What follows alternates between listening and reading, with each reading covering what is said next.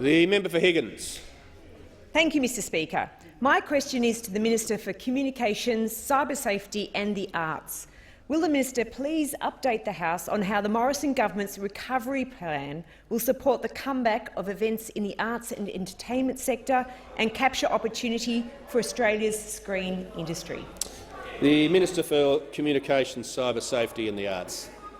Well, I do thank the member for Higgins, who of course has got a strong interest in the arts, entertainment and screen sectors. And look, she's absolutely right, Mr Speaker. There is nothing that the showbiz world likes better than a good comeback story, and we've got one. The Morrison government is ensuring that our comeback has the arts, entertainment and screen sectors right at centre stage, right where they belong. Our performers and creatives coming back, along with the backstage crew, front of house, ushers, box office, all the people employed in this sector.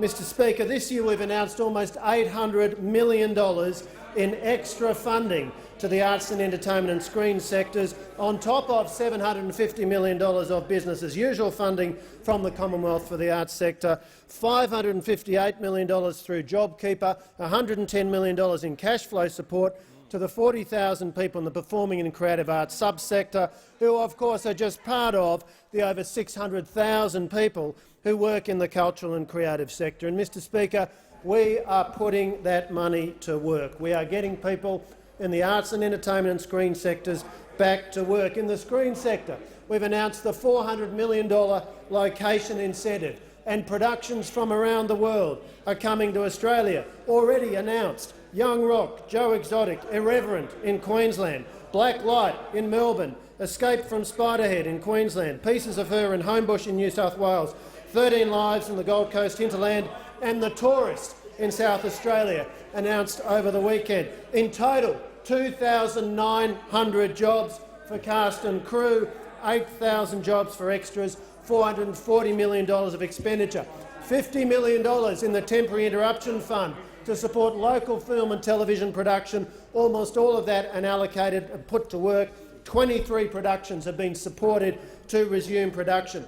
The $75 million RISE Fund, Restart Investment to Sustain and Expand, we've announced and allocated the first round of that, $60 million, very consciously front-end loaded to get people back to work. 115 projects, 1,000 locations, all states and territories. 11 million Australians collectively will form the audience for these events. 44,000 jobs. The Adelaide Fringe, 1.5 million. Darlinghurst Theatre Company, 600,000. Bluey's Big Play, 1.8 million. The Islamic Museum of Australia, 600,000. Byron Bay Blues Fest, $1 million. It goes on, Mr Speaker. Arts and entertainment events occurring around the country. That means jobs in arts and in adjacent sectors like tourism, like hospitality. And it means lifting Australian spirits with our creatives and performance getting out there. We need our spirits lifted after 2020, and our arts and entertainment sector is going to do it.